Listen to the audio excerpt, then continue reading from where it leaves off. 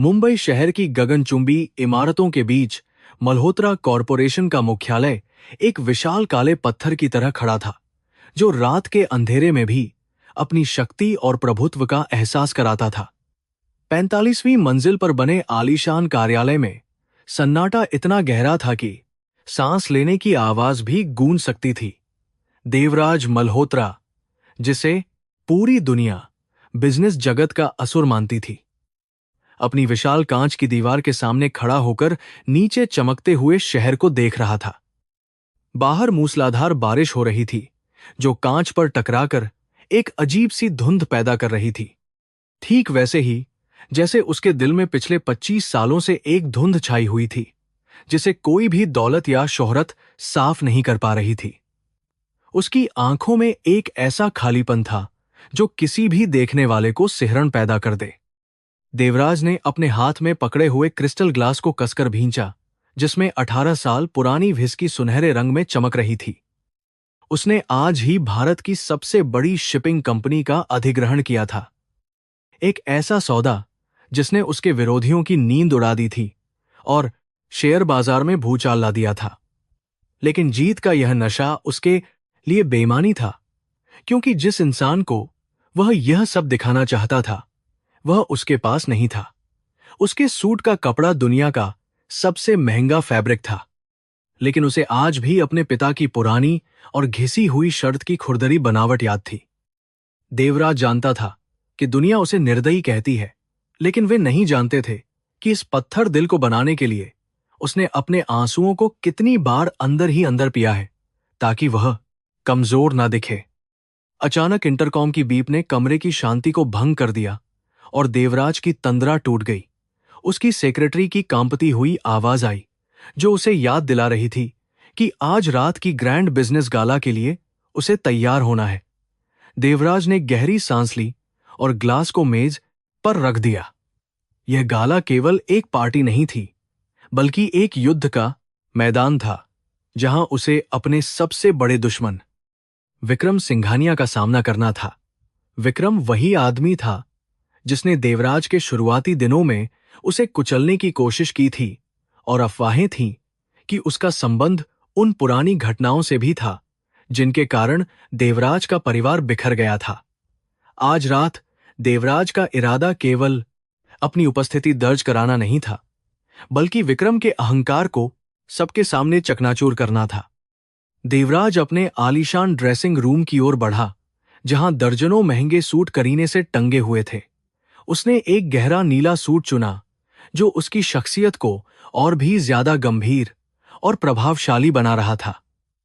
आईने में अपनी छवि देखते हुए उसे अपना बचपन याद आ गया, जब उसके पास पहनने के लिए ढंग के कपड़े भी नहीं होते थे। उसके पिता रामचरण अपनी फटी हुई बनियान पहनकर भी मुस्कुराते रहते थे और देवराज को राजा बाबू कहकर बुलाते थे। वह याद एक टीस बनकर उसके सीने में उठी। आज वह सचमुच राजा बन गया था। उसके पास अरबों की संपत्ति थी, लेकिन वह राजा बाबू कहने वाली आवाज कहीं खो गई थी। उसने अपनी कलाई पर करोड़ों की घड़ी बांधी, जो समय तो बता सकती थी, लेकिन उस खोए हुए वक्त को वापस नहीं ला सकती थी। गैराज में उसकी काली रोल्स रॉयस फैंटम तैयार खड़ी थी, जो बारिश की बूंदों के बीच एक खूंखार जानवर जैसी लग रही थी। देवराज के सुरक्षा गार्ड्स, जो पूर्व कमांडो थे, मुस्तैदी से अपनी जगहों पर तैनात थे। जैसे ही देवराज कार की पिछली सीट पर बैठा, माहौल में एक अजीब सा तनाव फैल गया। उसका ड्राइवर, जो पिछले 10 सालों से उसके साथ था, जानता था कि आज साहब का मूड ठीक नहीं है, इसलिए उसने बिना कोई शब्द बोले गाड़ी को होटल रॉयल ऑर्किड की तरफ बढ़ा दिया। बारिश अब और तेज हो गई थी और कार के वाइपर तेजी से चल रहे थे, जैसे वे देवराज के मन में चल रहे विचारों को साफ करने की कोशिश कर रहे हों। शहर की रोशनी कार के शीशों से गुजर रही थी, लेकिन देवराज की नजरें उन रोशनियों से दूर अंधेरे कोनों को तलाश रही थीं। रास्ते में गाड़ी एक लाल बत्ती पर रुकी और देवराज ने खिड़की से बाहर देखा, जहां एक बूढ़ा भिखारी बारिश में भीगता हुआ कारों के शीशे खटखटा रहा था। देवराज का दिल एक पल के लिए धड़कना भूल गया। क्योंकि उस बूढ़े की चाल में उसे अपने पिता की झलक दिखाई दी। उसने तुरंत अपना शीशा नीचे किया, लेकिन तब तक हरी बत्ती हो चुकी थी और कारों का काफिला आगे बढ़ गया। वह पीछे मुड़कर देखने की कोशिश करता रहा, लेकिन बारिश की धुंध में वह चेहरा गायब हो गया। यह पहली बार नहीं था जब उसे ऐसा भ्रम हुआ हो। हर बूढ़े व्यक्ति में, हर मजबूर इंसान में वह अपने पिता को ढूंढता था। यह उम्मीद और निराशा का खेल उसे अंदर ही अंदर मार रहा था, लेकिन वह इस दर्द को अपनी ताकत बनाकर अपने साम्राज्य को और बड़ा करता जा रहा था। होटल रॉयल ऑर्किड मुंबई का सबसे महंगा और आलीशान होटल आज रात शहर के सबसे अमीर और ताकतवर लोगों की मेजबानी कर रहा था। प्रवेश द्वार पर मीडिया का जमावड़ा लगा हुआ था और कैमरों की फ्लैश लाइटें बिजली की तरह चमक रही थीं। जैसे ही देवराज की कारों का काफिला वहां पहुंचा, भीड़ में एक हलचल मच गई। सभी जानते थे कि देवराज मल्होत्रा का आगमन मतलब कुछ बड़ा होने वाला है। सुरक्षा कर्मियों ने तुरंत घेरा बना लिया ताकि कोई भी भीड़ उसके करीब न आ सके। देवराज ने कार का दरवाजा खुलने का इंतजार किया। अपने चेहरे पर वही चिरपरिचित कठोर भाव ले आया जो दुनिया के लिए उसका कवच था। उसे पता नहीं था कि आज की रात उसकी जिंदगी की सबसे बड़ी और सबसे भावुक रात होने वाली है। होटल की लॉबी में प्रवेश करते ही देवराज का स्वागत होटल के मैनेजर ने किया, जो डर के मारे पसीने से तरबतर हो रहा था। देवराज ने उसकी ओर देखे बिना ही आगे बढ़ गया। उसकी चाल में एक शेर जैसी बेफिक्री थी। हॉल के अंदर का नजारा चकाचौंध से भरा था, जहां बेशकीमती झूमर लटक रहे थे और लाइव ऑर्केस्ट्रा धीमा संगीत बजा रहा था। वहां मौजूद हर व्यक्ति, चाहे वह राजनेता हो या उद्योगपति, देवराज की एक झलक पाने के लिए बेताब था। लेकिन देवराज की नजरें भीड़ को चीरती हुई सीधे विक्रम सिंघानिया को ढूंढ रही थीं। विक्रम अपने चमचों के साथ खड़ा होकर जोर जोर से हंस रहा था।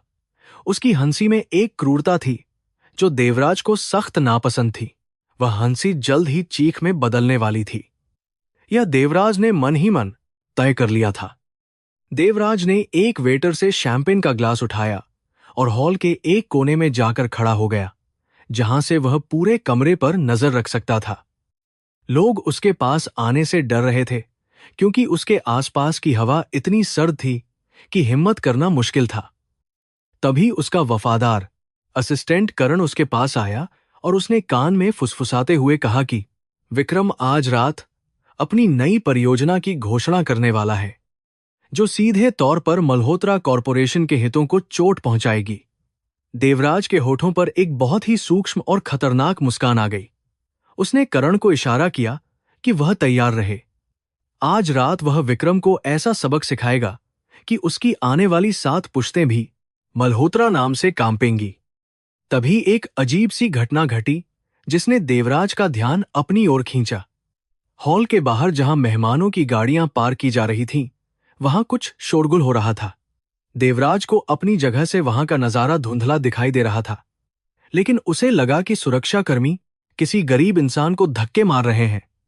आमतौर पर देवराज ऐसी छोटी बातों पर ध्यान नहीं देता, लेकिन आज उसके मन में एक अजीब सी बेचैनी थी।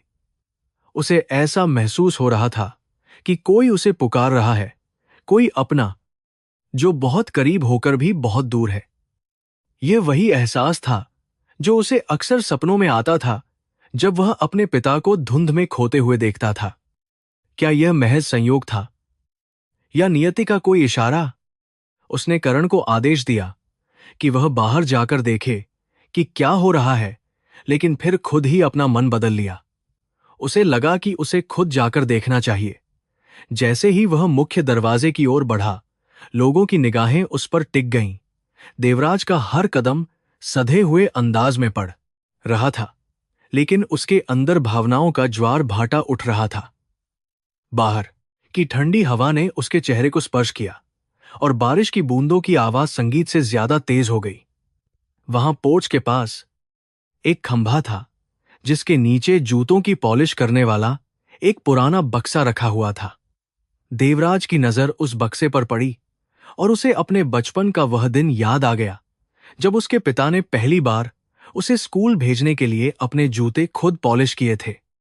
उसी वक्त विक्रम सिंघानिया भी अपने दोस्तों के साथ बाहर आ गया, शायद सिगरेट पीने या किसी को नीचा दिखाने के लिए। विक्रम की नजर देवराज पर पड़ी और उसने एक व्यंग्यात्मक मुस्कान के साथ हाथ हिलाया।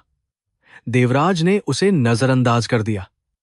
उसका पूरा ध्यान उस कोड़ी नहीं ने मजनती देवराज ने उसे नजरअंदाज साये पर था जो खंभे के पीछे दुबक कर बैठा था।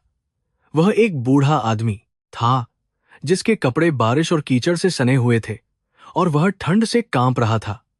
सुरक्षा गार्ड उसे वहां से हटाने के लिए चिल्ला रहे थे। ए बुढ़े, यहां से भाग जा साहब, लोग आने वाले हैं। उस बूढ़े की बेबसी देखकर देवराज की मुट्ठियां कस गईं। उसे गुस्सा उन गार्ड्स पर नहीं बल्कि उस पूरी व्यवस्था पर आ रहा था जो गरीबों को कीड़े मकोड़े समझती थी। विक्रम ने उस बूढ़े को देखा और जोर से हंसा। उसने अपने महंगे जूते आगे बढ़ाते हुए कहा, अरे रुको, इसे भगाओ मत। मेरे जूतों पर कीचड़ लग गया है, यह बुढ़ा इसे साफ करेगा। उसने अपनी जेब से कुछ नोट निकाले और उस बूढ़े के ऊपर फेंक दिए जैसे कोई कुत्ते को हड्डी डालता है। साफ कर मेरे जूते, और अगर अच्छे से नहीं किया तो तेरी ये जगह भी छीन लूंगा। बूढ़ा आदमी डरते डरते आगे बढ़ा। उसकी कमर झुकी हुई थी और हाथ कांप रहे थे।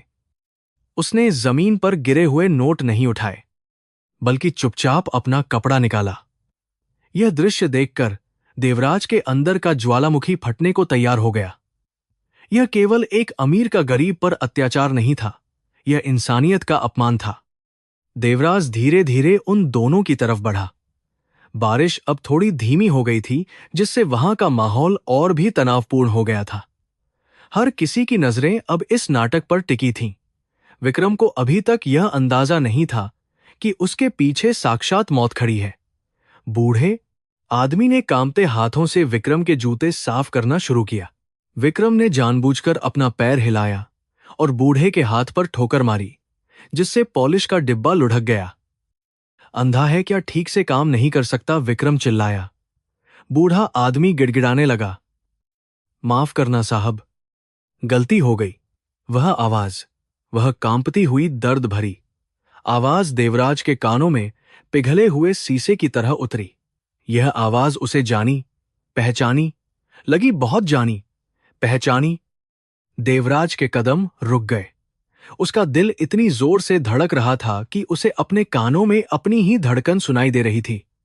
क्या यह संभव है? क्या 25 साल बाद भगवान उसकी प्रार्थना सुन रहा था, या यह नियति का कोई क्रूर मजाक था? उसने अपनी आंखों को सिकोड़कर उस काधा बूढ़े को ध्यान से देखने की कोशिश की। बूढ़े के बाल सफेद और उलझे हुए थे, चेहरा झुर्रियों से भरा था और दाढ़ी बढ़ी हुई थी, लेकिन उसकी आंखों में वही सच्चाई और मासूमियत थी जो देवराज कभी नहीं भूल सकता था। देवराज को लगा जैसे उसके पैरों के नीचे से जमीन खिसक रही हो। वह असुर जो पूरी दुनिया को डराता था, इस वक्त एक डरे हुए बच्चे की तरह महसूस कर रहा था। विक्रम ने फिर से उस बूढ़े को अपमानित किया। अरे ओ भिखारी, जल्दी कर, मुझे अंदर जाना है। उसने अपने साथियों की तरफ देखकर आंख मारी। देवराज अब और बर्दाश्त नहीं कर सकता था। उसने एक दहाड़ जैसी आवाज में कहा, रुक जाओ। उसकी आवाज इतनी भारी और रौबीली थी कि वहां मौजूद हर शख्स सहम गया। विक्रम ने पीछे मुड़कर देखा और देवराज को खड़ा पाया। अरे देवराज, तुम यहां देखो ना, इन गरीबों को काम करने का सलीका भी नहीं आता, विक्रम ने लापरवाही से कहा। लेकिन देवराज की आंखें विक्रम पर नहीं बल्कि उस बूढ़े आदमी पर टिकी थीं, जो अब डर के मारे और भी सिकुड़ गया था। देवराज धीरे धीरे आगे बढ़ा, जैसे कोई शिकारी अपने शिकार की तरफ नहीं बल्कि कोई भक्त अपने भगवान की तरफ बढ़ता है। देवराज उस बूढ़े के सामने जाकर खड़ा हो गया। बूढ़े ने डरते हुए अपनी नजरें ऊपर उठाईं। उन दोनों की निगाहें मिली। एक तरफ बेशकीमती सूट और सत्ता की चमक, दूसरी तरफ फटे हाल कपड़े और गरीबी का अंधेरा। लेकिन उन दोनों के बीच रक्त का जो संबंध था, उसने इन सभी दीवारों को एक पल में गिरा दिया। देवराज की आंखों में आंसू भर आए जिन्हें उसने सालों से रोक रखा था। वह झुकने लगा अपने घुटनों पर, उस कीचड़ और गंदगी की परवाह किए बिना। वहां मौजूद भीड़, मीडिया और खुद विक्रम सिंघानिया की आंखें फटी की फटी रह गईं। मुंबई का सबसे ताकतवर सीईओ देवराज मल्होत्रा एक मामूली मोची के सामने झुक रहा था। यह एक ऐसा दृश्य था जो इतिहास बनने वाला था। होटल रॉयल ऑर्किड के बाहर का दृश्य अंदर की चकाचौंध से बिल्कुल विपरीत था, जहां अमीरी और गरीबी के बीच की खाई साफ दिखाई दे रही थी। फुटपाथ के किनारे एक पुराने खंभे के नीचे रामचरण बैठा था, जिसकी हालत देखकर किसी का भी दिल पसीज जाए। उसके कपड़े इतने पुराने थे कि उनका असली रंग पहचानना मुश्किल था, और जगह जगह से फटे हुए थे, जिनसे उसकी कमजोर हड्डियां झांक रही थीं।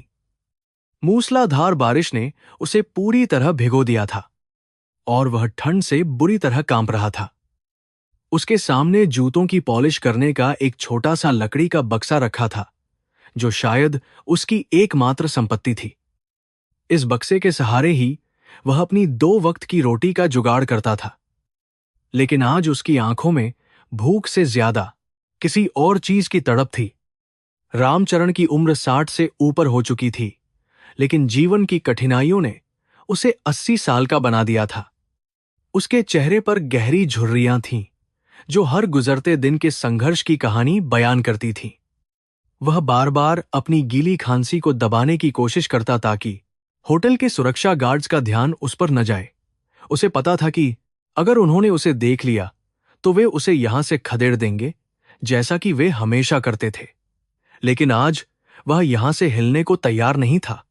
उसकी धुंधली आंखों में एक अजीब सी चमक थी, एक उम्मीद की किरण जो उसे इस कड़कड़ाती ठंड में भी यहां डटे रहने की ताकत दे रही थी।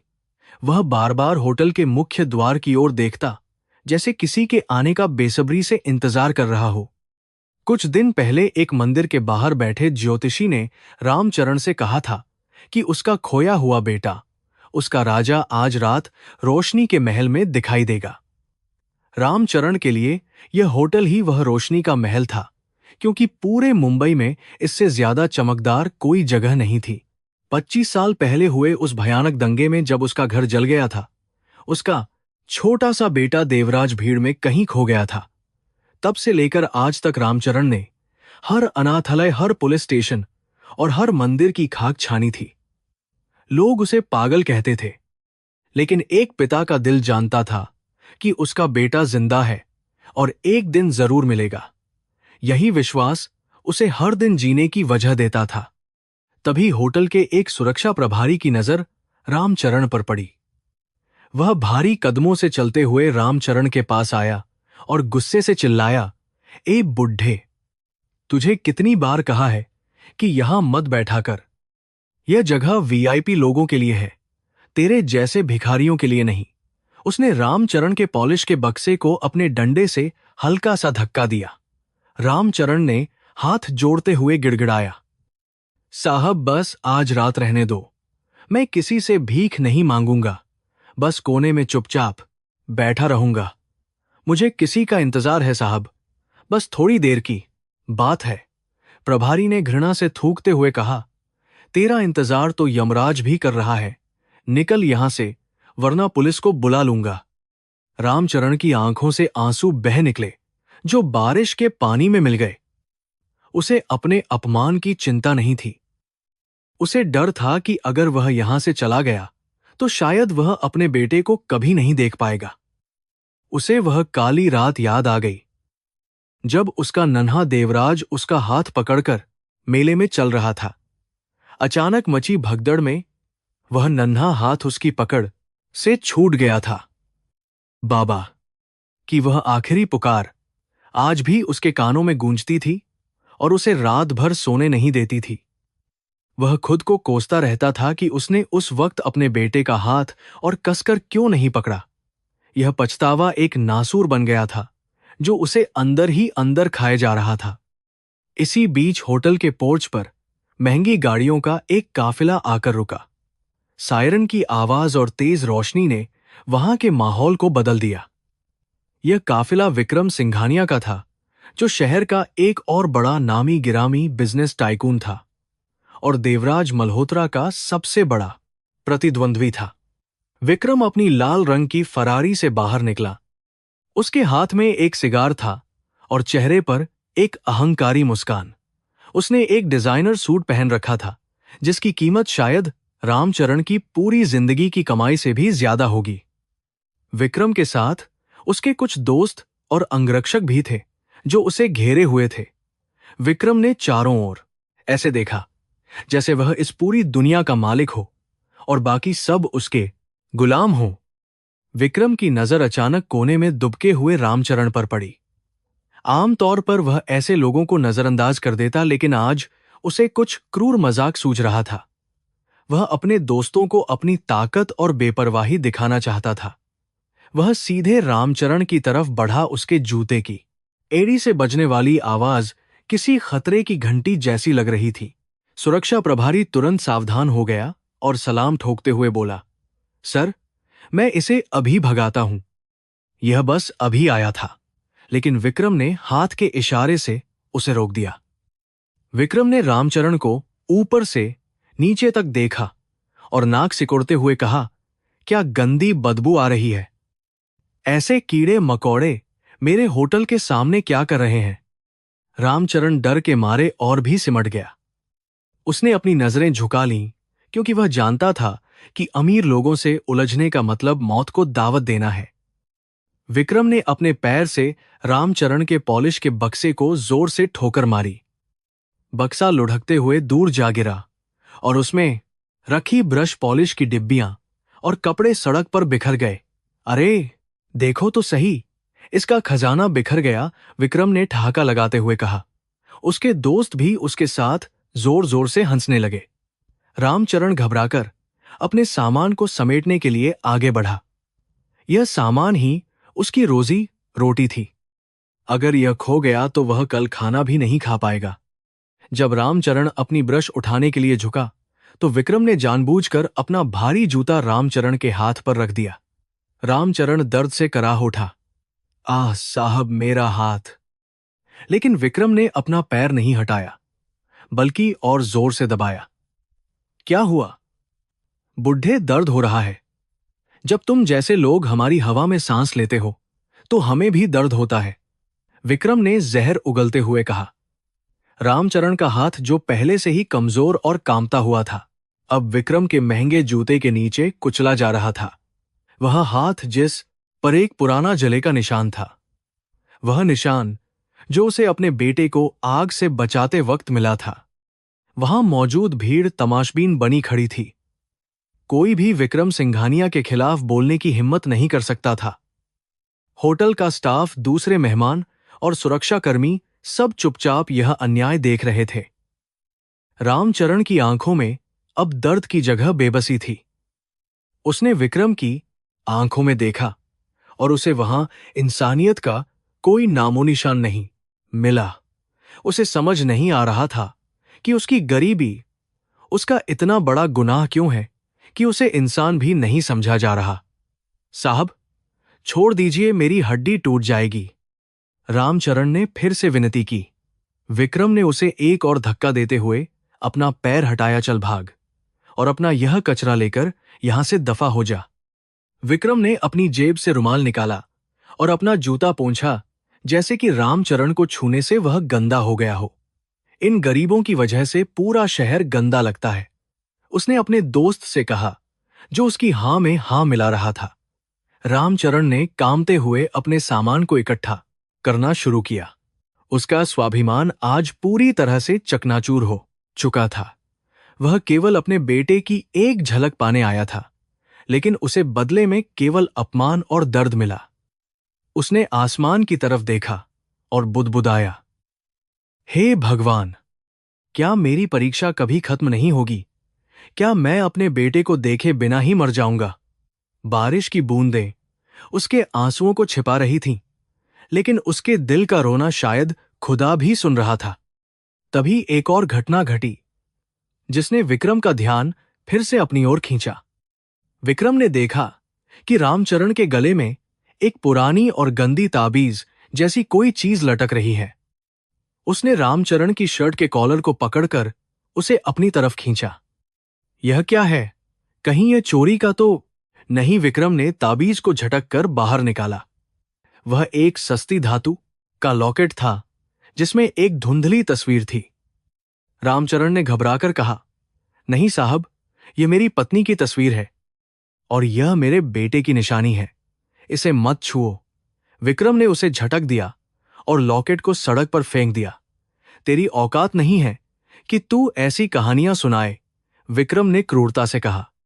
रामचरण चीख पड़ा और लॉकेट को उठाने के लिए लपका। वह लॉकेट कीचड़ में गिर गया था। रामचरण ने उसे उठाया और अपनी छाती से लगा लिया जैसे वह कोई हीरा हो। यह दृश्य इतना करुण था कि पत्थर भी पिघल जाए, लेकिन विक्रम का अहंकार उसे अंधा कर चुका था। उसने अपने एक बॉडीगार्ड को इशारा किया, इसे उठाकर नाली में फेंक दो ताकि हमारे मेहमानों को यह गंदगी न देखनी पड़े। बॉडीगार्ड आगे बढ़ा, लेकिन रामचरण ने अपने बक्से को कसकर पकड़ लिया। नहीं साहब, मैं चला जाऊंगा, मुझे मत मारो, वह रोते हुए बोला। लेकिन वहां दया की कोई गुंजाइश नहीं थी। अमीर और ताकतवर लोग अपनी शक्ति का प्रदर्शन एक असहाय पर कर रहे थे। अचानक माहौल में एक सन्नाटा छा गया। बारिश की आवाज के बीच एक शक्तिशाली इंजन की गड़गड़ाहट सुनाई दी। सभी की नजरें मुख्य द्वार की ओर मुड़ गईं, जहां एक काली रोल्स रॉयस फैंटम धीरे धीरे आकर रुक रही थी। यह कार किसी और की नहीं, बल्कि देवराज मल्होत्रा की थी। विक्रम के चेहरे पर एक तनाव आ गया, क्योंकि वह जानता था कि अब उसका असली मुकाबला होने वाला है। उसने रामचरण को एक आखिरी लात मारी और कहा, तेरी किस्मत अच्छी है कि कोई बड़ा आदमी आ गया, वरना आज तुझे मैं यहीं गाड़ देता। रामचरण दर्द से कराहते हुए एक कोने में सिमट गया। उसे पता नहीं था कि जिस कार को देखकर सब डर रहे हैं, उसमें उसका अपना खून बैठा है। देवराज की कार का दरवाजा खुलने वाला था। सुरक्षा कर्मियों ने तुरंत रास्ता साफ करना शुरू कर दिया। विक्रम ने अपने कोट को ठीक किया और चेहरे पर एक झूठी मुस्कान ले आया। वह देवराज को दिखाना चाहता था कि वह कितना खुश और निश्चिंत है, लेकिन नीचे जमीन पर पड़ा रामचरण अभी भी कांप रहा था। उसका हाथ सूज गया था और खून रिस रहा था। उसने धुंधली आंखों से उस काली कार को देखा। उसे एक अजीब सी सिहरन महसूस हुई, वैसी ही सिहरन जो उसे तब महसूस होती थी जब उसका बेटा आसपास होता था। क्या यह मुमकिन था? क्या वह गाड़ी में बैठा आदमी वही राजा था जिसका इंतजार वह सालों से कर रहा था? होटल की रोशनी अब और भी तेज हो गई थी, जैसे किसी महानाट्य का मंच तैयार हो रहा हो। रामचरण ने अपनी पॉलिश की डिब्बियों को समेटा और उठने की कोशिश की, लेकिन उसके पैरों में ताकत नहीं बची थी। वह वहीं बैठा रहा, सिर झुकाए अपनी किस्मत को कोसते हुए। उसे नहीं पता था कि अगले कुछ पलों में उसकी पूरी दुनिया बदलने वाली है। वह अपमान, वह दर्द, वह भूख, सब कुछ एक ऐसे तूफान में बदलने वाला था जो विक्रम सिंघानिया जैसे लोगों के अस्तित्व को मिटा देगा। नियति ने अपनी चाल चल दी थी और अब बस पर्दा उठने की देर थी। देवराज मल्होत्रा का जूता अब जमीन पर पड़ने वाला था और उसके साथ ही न्याय का एक नया अध्याय शुरू होने वाला था। काली रोल्स रॉयस का भारी दरवाजा एक शाही अंदाज में खुला और एक चमकता हुआ काला जूता गीली सड़क पर पड़ा। देवराज मल्होत्रा गाड़ी से बाहर निकला। उसका लंबा कद और चौड़े कंधे किसी योद्धा की तरह लग रहे थे। बारिश की बूंदें उसके महंगे इटालियन सूट पर गिर रही थीं, लेकिन उसे इसकी कोई परवाह नहीं थी। उसके चेहरे पर एक ऐसी गंभीरता थी जो वहां मौजूद हर इंसान को खामोश करने के लिए काफी थी। सुरक्षा गार्ड्स ने तुरंत उसके चारों ओर छतरियों का एक घेरा बना लिया, जैसे वे किसी राजा को धूप से नहीं बल्कि दुनिया की बुरी नजरों से बचा रहे हों। देवराज की आंखों में एक अजीब सी आग थी जो सीधे विक्रम सिंघानिया को जला देने के लिए तैयार थी। विक्रम सिंघानिया, जो अभी कुछ पल पहले तक रामचरण का मजाक उड़ा रहा था, अब देवराज को देखकर अपनी हंसी को एक कुटिल मुस्कान में बदल चुका था। वह जानता था कि आज की रात केवल व्यापार की नहीं, बल्कि वर्चस्व की लड़ाई है। विक्रम धीरे धीरे देवराज की ओर बढ़ा। उसके हाथों में अभी भी शराब का गिलास था। वह देवराज की आंखों में डर देखना चाहता था, लेकिन उसे वहां केवल एक गहरा समुद्र दिखाई दिया जिसमें उसका अपना अहंकार डूब सकता था। माहौल में तनाव इतना बढ़ गया था कि वहां खड़े लोग अपनी सांसें रोके हुए थे। यह दो शेरों का आमना सामना था और जंगल केवल एक का ही हो सकता था। स्वागत है मुंबई के असली सुल्तान, विक्रम ने व्यंग्य करते हुए कहा। उसकी आवाज में जहर घुला हुआ था।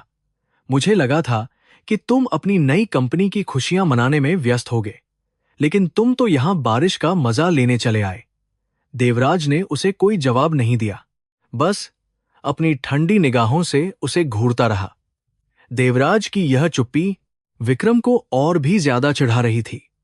विक्रम को लगा कि उसका अपमान हो रहा है, क्योंकि देवराज उसे अपने बराबर का भी नहीं समझता था। विक्रम ने तय किया कि वह इस चुप्पी को तोड़ेगा, चाहे इसके लिए उसे कितना भी नीचे क्यों ना गिरना पड़े। तभी विक्रम का एक वेटर वहां से गुजर रहा था, जो चांदी की ट्रे में वाइन के गिलास ले जा रहा था। विक्रम ने जानबूझकर अपनी कोहनी बाहर निकाली और वेटर से टकरा गया। अरे, ध्यान से, विक्रम चिल्लाया, लेकिन तब तक बहुत देर हो चुकी थी। वेटर के हाथ से ट्रे फिसल गई और लाल शराब का एक भरा हुआ गिलास सीधे देवराज के जूतों पर गिर गया। गहरा लाल तरल पदार्थ देवराज के चमचमाते काले जूतों पर फैल गया, जो देखने में बिल्कुल खून जैसा लग रहा था। भीड़ में एक सन्नाटा छा गया। यह कोई दुर्घटना नहीं थी, यह एक खुला युद्ध था जिसे विक्रम ने शुरू किया था। देवराज ने अपने जूतों की तरफ देखा और फिर विक्रम की आंखों में उसके चेहरे की एक भी मांसपेशी नहीं हिली, लेकिन उसकी मुट्ठियां कस गईं। विक्रम ने अपनी झूठी मासूमियत दिखाते हुए कहा, ओह गॉड, देवराज, मुझे बहुत अफसोस है।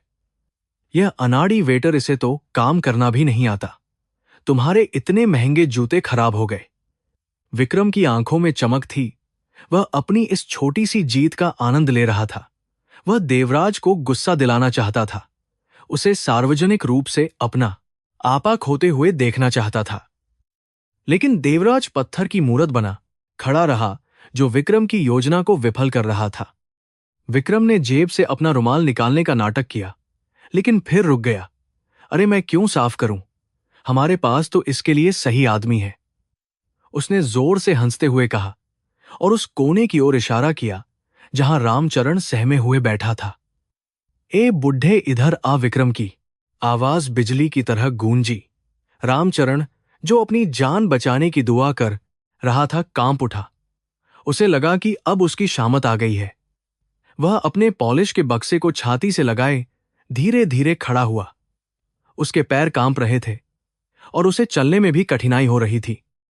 जल्दी आ या तुझे गोद में उठाकर लाना पड़ेगा, विक्रम ने फिर से डांटा। रामचरण ने अपनी फटी हुई चप्पलों को घसीटते हुए चलना शुरू किया। बारिश उसके चेहरे पर गिर रही थी, जो उसके आंसुओं के साथ मिल रही थी। वह नहीं जानता था कि वह किसकी तरफ बढ़ रहा है। उसके लिए वह बस एक और अमीर आदमी था, जिसके जूतों को उसे अपनी बची हुई इज्जत से साफ करना था। देवराज ने उस बूढ़े आदमी को अपनी ओर आते देखा। बारिश की धुंध और सुरक्षा घेरे के कारण वह अभी भी उस चेहरे को साफ नहीं देख पा रहा था, लेकिन उस चाल में एक अजीब सी लाचारी थी जिसने देवराज के दिल को छू लिया। रामचरण जब करीब आया तो विक्रम ने उसे देवराज के पैरों के पास धक्का दे दिया। रामचरण लड़खड़ाया और सीधे देवराज के कदमों में गिर गया। साफ कर, इसे विक्रम ने आदेश दिया। साहब के जूते बिल्कुल नए जैसे दिखने चाहिए, वरना आज तेरी खैर नहीं। रामचरण ने कांपते हुए हाथ जोड़े, जी मालिक, अभी करता हूं। उसने अपना कपड़ा निकाला और देवराज के जूतों पर लगी शराब को पोंछना शुरू किया। देवराज ने नीचे देखा। एक बुजुर्ग आदमी उसके पैरों में पड़ा था। दुनिया की नजरों में यह उसकी शान थी, लेकिन देवराज को यह अपनी आत्मा पर बोझ जैसा लग रहा था। जैसे ही रामचरण के खुरदरे हाथ देवराज के जूतों से स्पर्श हुए, देवराज के शरीर में एक अजीब सी बिजली दौड़ गई। यह स्पर्श, यह कोई सामान्य स्पर्श नहीं था। इसमें एक अपनापन था, एक ऐसी सुरक्षा का एहसास था जो उसे बचपन में महसूस होता था। देवराज हैरान रह गया। वह उस झुके हुए सिर को घूरने लगा। बूढ़े के बाल सफेद और गीले थे और उसकी गर्दन पर मैल की परत जमी थी। लेकिन जिस तरह से वह जूतों को साफ कर रहा था, उसमें एक सेवा भाव था, एक समर्पण था जो किसी मजदूर का नहीं बल्कि किसी अपने का लग रहा था। देवराज का दिल तेजी से धड़कने लगा। उसे याद आया कि कैसे उसका पिता हर रविवार उसके स्कूल के जूतों को इसी तरह चमकाया करता था। वह हमेशा कहता था, राजा बाबू, जूते इंसान की पहचान होते हैं, इन्हें हमेशा चमकते रहना चाहिए। क्या यह महज एक संयोग था? देवराज ने अपनी बेचैनी को दबाने की कोशिश की। विक्रम अभी भी उसके बगल में खड़ा बड़बड़ा रहा था। देखो देवराज, यही इन लोगों की असली जगह है, हमारे पैरों के नीचे। हमें इन्हें इनकी औकात याद दिलाते रहना चाहिए। देवराज को विक्रम की आवाज अब किसी दूर से आती हुई मक्खी की भिन भिनाहट जैसी लग रही थी। रामचरण पूरी तल्लीनता से अपना काम कर रहा था। उसे डर था कि अगर कोई गलती हुई तो वह क्रूर आदमी विक्रम उसे फिर से मारेगा। उसने अपनी जेब से पॉलिश की डिब्बी निकाली। उसका हाथ कांप रहा था, जिससे डिब्बी का ढक्कन खुलने में दिक्कत हो रही थी। विक्रम ने यह देखा और झुंझलाकर रामचरण की पीठ पर लात मारी। जल्दी कर बुड्ढे, हमारे पास पूरी रात नहीं है। रामचरण दर्द से कराह उठा और आगे की ओर झुक गया। उसका माथा लगभग देवराज के जूते से जा टकराया। देवराज की आंखों में खून उतर आया। विक्रम ने अपनी हद पार कर दी थी। देवराज ने झुककर रामचरण के कंधे पर हाथ रखा, उसे संभालने के लिए। जैसे ही उसने उस कमजोर और हड्डीदार कंधे को स्पर्श किया, उसे लगा जैसे उसने खुद को ही छू लिया हो। वह शरीर बुखार से तप रहा था। बस करो, देवराज ने धीमी लेकिन सख्त आवाज में कहा। विक्रम हंसा। अरे देवराज, तुम कब से इन कचरे वालों के लिए दयावान हो गए? इसे अपना काम करने दो, इसे इसके पैसे मिलेंगे। देवराज ने विक्रम की ओर देखा। उसकी आंखों में अब चेतावनी नहीं बल्कि विनाश का संकेत था। लेकिन उसका ध्यान तुरंत वापस उस बूढ़े पर चला गया जो अब भी कांप रहा था। रामचरण ने डरते हुए अपनी नजरें ऊपर उठाने की कोशिश की। वह देखना चाहता था कि वह दयालु आदमी कौन है जिसने उसे सहारा दिया। जैसे ही उसने अपना चेहरा ऊपर उठाया, होटल की तेज रोशनी उसके चेहरे पर पड़ी। देवराज की सांसें अटक गईं। वह चेहरा, हालांकि वह झुर्रियों से भरा था, दाढ़ी बढ़ी हुई थी और आंखों के नीचे काले घेरे थे, लेकिन वह उन आंखों को कैसे भूल सकता था? वे वही आंखें थीं जिन्होंने उसे दुनिया दिखाई थी। वे वही आंखें थीं जो उसे लॉरी गाते समय देखती थीं। देवराज का दिमाग सुन्न हो गया। समय जैसे रुक सा गया। रामचरण की नजरें भी देवराज के चेहरे पर टिक गईं। उसकी धुंधली आंखों ने देवराज के तेज को पहचानने की कोशिश की। वह सूट बूट में खड़ा आदमी, वह राजा जैसा दिखने वाला नौजवान, क्या यह उसका भ्रम था? रामचरण के हाथ से पॉलिश का ब्रश छूटकर नीचे गिर गया। उसके होठ फड़फड़ाए रहा। राजा, वह आवाज इतनी धीमी थी कि शायद केवल देवराज ही सुन सकता था, लेकिन वह एक शब्द देवराज के कानों में किसी विस्फोट की तरह गूंजा।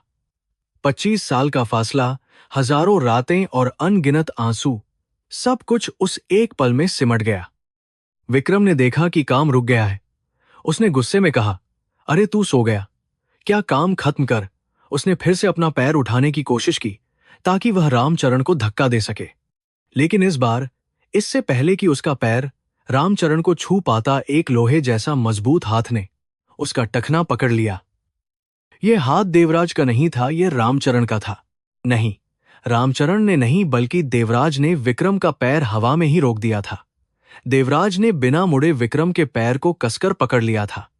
उसका ध्यान पूरी तरह से अपने पिता के चेहरे पर था। देवराज के दिमाग में अतीत की तस्वीरें किसी फिल्म की तरह चलने लगीं। वह मेला, वह आग, वह भगदड़ और उसके पिता का वह हाथ जो छूट गया था, वह सब कुछ अब साफ हो रहा था। यह बूढ़ा आदमी जो उसके पैरों में पड़ा था कोई भिखारी नहीं था। यह वह इंसान था जिसने उसे जन्म दिया था, जिसने उसके लिए अपनी जवानी कुर्बान कर दी थी। और आज उसी पिता को उसकी आंखों के सामने अपमानित किया जा रहा था। देवराज के अंदर का असुर जाग उठा, लेकिन इस बार वह अपने लिए नहीं बल्कि अपने भगवान के लिए लड़ने वाला था। रामचरण अभी भी अविश्वास में था। उसने कांपते हुए अपना हाथ उठाया और देवराज के जूते को छूने की जगह उसके पैंट के किनारे को पकड़ लिया। यह एक मूक सवाल था, एक आखिरी उम्मीद थी। देवराज ने उस हाथ को देखा। उस पर वही पुराना जला हुआ निशान था, वह निशान जो रामचरण को तब मिला था जब उसने देवराज को जलते हुए घर से बाहर निकाला था। अब कोई शक नहीं बचा था, कोई डीएनए टेस्ट, कोई सबूत, किसी भी चीज की जरूरत नहीं थी। यह निशान ही सबसे बड़ा प्रमाण था। सत्य नग्न होकर उसके सामने खड़ा था। आसपास की भीड़, बारिश का शोर और विक्रम की धमकियां, सब कुछ बेमानी हो गया। देवराज को अब सिर्फ अपने सीने में उठता हुआ तूफान महसूस हो रहा था। उसे अपनी दौलत, अपनी शोहरत और अपनी ताकत पर घिन आ रही थी। उसका पिता दाने दाने को मोहताज था और वह यहां करोड़ों के सौदे कर रहा था। यह अपराध बोध उसे अंदर से तोड़ रहा था, लेकिन साथ ही एक खुशी भी थी, एक ऐसी खुशी जो उसे पिछले 25 सालों में कभी महसूस नहीं हुई थी। उसका पिता मिल गया था, उसका खोया हुआ संसार वापस आ गया था। देवराज की आंखों से एक आंसू टपका और सीधे रामचरण के गाल पर गिरा। रामचरण ने चौंक कर ऊपर देखा। देवराज अब और खड़ा नहीं रह सकता था। उसके घुटने मुड़ गए। वह दुनिया जिसने उसे कभी झुकते हुए नहीं देखा था, आज एक अविश्वसनीय दृश्य की गवाह बनने वाली थी। देवराज मल्होत्रा, अरबों के साम्राज्य का मालिक, धीरे धीरे नीचे झुक रहा था, कीचड़ और गंदगी की परवाह किए बिना। विक्रम की हंसी उसके गले में ही अटक गई। वह समझ नहीं पा रहा था कि क्या हो रहा है। वह जिसे तमाशा समझ रहा था, वह अब एक भावनात्मक बवंडर में बदलने वाला था। देवराज की नजरें उस जले हुए निशान पर जम गईं, जो रामचरण के दाहिने हाथ पर था। यह निशान उस भयानक रात की निशानी थी जब दंगाइयों ने उनकी बस्ती जलाई थी। नन्हे देवराज को बचाने के लिए रामचरण ने जलती हुई लकड़ी पकड़ी थी। वह मंजर देवराज को याद था और अब वही हाथ उसके सामने था। उसका दिल जोर से धड़कने लगा। यह कोई सपना नहीं था।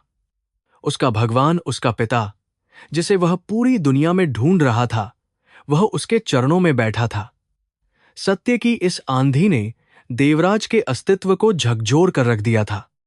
विक्रम ने झुंझलाकर कहा, तुम इसे क्यों घूर रहे हो? यह बस एक भिखारी है। उसने फिर रामचरण को धक्का देने की कोशिश की, लेकिन देवराज का सब्र टूट गया। उसने बिजली की तेजी से विक्रम का कॉलर पकड़ा और उसे झटके से पीछे धकेल दिया। विक्रम लड़खड़ाकर कीचड़ में गिर गया। भीड़ की सांसें थम गईं। किसी ने नहीं सोचा था कि देवराज मल्होत्रा सरेआम किसी पर हाथ उठाएगा, लेकिन आज देवराज के लिए कोई नियम मायने नहीं रखता था, क्योंकि उसके सामने उसका पिता था। उसका यह रौद्र रूप देखकर सुरक्षाकर्मी भी अपनी जगह से हिलने की हिम्मत नहीं कर पाए। विक्रम को धक्का देकर देवराज ने अपनी महंगी पैंट की परवाह किए बिना गीली सड़क पर घुटने टेक दिए। यह दृश्य किसी भूकंप से कम नहीं था। मुंबई का सबसे ताकतवर सीईओ आज एक मोची के सामने घुटनों के बल बैठा था। कीचड़ उसके सूट को खराब कर रहा था, लेकिन देवराज को परवाह नहीं थी। उसकी आंखों से आंसुओं की धारा बह निकली। उसने कांपते हाथों से रामचरण के पैरों को छू लिया, जैसे कोई भक्त अपने आराध्य के चरणों को स्पर्श करता है। उसके कांपते होंठ कुछ कहने की कोशिश कर रहे थे, लेकिन शब्द गले में ही अटक गए। रामचरण घबराकर पीछे हटने लगा। उसे लगा कि शायद साहब उसे मारने वाले हैं, लेकिन जब उसने देखा कि वह साहब उसके पैरों पर सिर रखकर रो रहा है, तो वह स्तब्ध रह गया। देवराज ने पिता के जख्मी पैरों को सीने से लगा लिया। वह फफक कर रो रहा था और उसके मुंह से केवल एक शब्द निकल रहा था, पिताजी। यह पुकार इतनी दर्दनाक थी कि वहां खड़े पत्थर दिल इंसान भी पिघल गए। बारिश का शोर भी उस पुकार के सामने फीका पड़ गया। यह एक बेटे का पश्चाताप था जो सालों बाद अपने पिता के चरणों में उतरा था। पिताजी शब्द सुनते ही रामचरण सिहर उठा। यह शब्द उसने बरसों से नहीं सुना था। उसने धुंधली आंखों से उस रोते हुए युवक को देखा। बारिश ने देवराज के बालों से जेल धो दिया था और अब वह बिल्कुल बचपन के राजा जैसा लग रहा था। रामचरण का दिल जोर से धड़कने लगा। क्या यह सचमुच उसका राजा था? उसने कांपते हुए अपना हाथ बढ़ाया और देवराज के सिर को छू लिया। वह स्पर्श पहचान का था जो 25 साल के फासले को मिटा रहा था। उस स्पर्श में वही पुराना प्यार था जो कभी बदला नहीं था। देवराज ने सिर उठाया और रामचरण की आंखों में देखा। बाबा, मैं हूं आपका राजा। मुझे माफ कर दो, मुझे बहुत देर हो गई। देवराज की आवाज टूट रही थी। उसने रामचरण के हाथों को चूम लिया। रामचरण की आंखों से भी आंसू फूट पड़े। उसने बेटे के चेहरे को हाथों में भर लिया। मेरा राजा, तू सच में मेरा राजा है। रामचरण की आवाज में अविश्वास और खुशी थी। बाप बेटे का यह मिलन वहां मौजूद हर कैमरे में कैद हो रहा था। यह एक ऐसा पल था जिसे दुनिया कभी नहीं भूल पाएगी। मीडिया के कैमरे चमक रहे थे। यह ब्रेकिंग न्यूज थी। देश का सबसे बड़ा टाइकून एक भिखारी के पैरों में रो रहा था। लोग हैरान थे, कुछ की आंखों में आंसू थे। विक्रम सिंघानिया, जो कीचड़ में गिरा था, अब खड़ा हो गया था। उसे विश्वास नहीं हो रहा था। उसने सोचा था कि वह देवराज को शर्मिंदा करेगा, लेकिन बाजी पलट गई थी। देवराज ने अपनी कमजोरी को अपनी सबसे बड़ी ताकत में बदल दिया था। यह दृश्य पूरे देश में लाइव प्रसारित हो रहा था और हर घर में लोग भावुक हो रहे थे। देवराज ने पिता को कसकर गले लगा लिया। उसे अपने सूट पर लग रहे कीचड़ की परवाह नहीं थी। उसे बस पिता की गंध महसूस करनी थी। रामचरण भी गले लगकर रोने लगा। तू कहां चला गया था बेटा? मैंने तुझे कितना ढूंढा, रामचरण ने सिसकते हुए कहा। देवराज ने उसे और कसकर पकड़ लिया। अब मैं कहीं नहीं जाऊंगा बाबा। मैं पूरी दुनिया जला दूंगा अगर किसी ने आपको फिर से चोट पहुंचाई। यह वादा एक बेटे का नहीं, एक रक्षक का था जिसने अपनी खोई हुई दुनिया को वापस पा लिया था। विक्रम सिंघानिया ने इस भावुक पल को बर्बाद करने की कोशिश की। वह जोर से हंसा। वाह, क्या ड्रामा है देवराज, तुम तो बड़े अभिनेता निकले। क्या यह सच में तुम्हारा बाप है या तुमने किसी को भाड़े पर लिया है? विक्रम के ये शब्द देवराज के कानों में पिघले हुए लोहे की तरह पड़े। भीड़ भी विक्रम की इस नीचता पर सन्न रह गई। किसी ने उम्मीद नहीं की थी कि कोई इंसान इतना गिर सकता है, लेकिन विक्रम ने अपनी हदें पार कर दी थीं। उसने अनजाने में सोते हुए शेर को जगा दिया था। देवराज ने पिता को अंगरक्षकों को सौंपा और धीरे धीरे खड़ा हुआ। जब वह मुड़ा तो उसकी आंखों में आंसू नहीं, बल्कि क्रोध की ज्वाला थी। उसका चेहरा पथराया हुआ था और उसकी आंखों में साक्षात असुर जाग उठा था। उसने अपनी आस्तीन के बटन खोले और विक्रम की ओर कदम बढ़ाया। बारिश उसकी आंखों की आग को बुझा नहीं पा रही थी।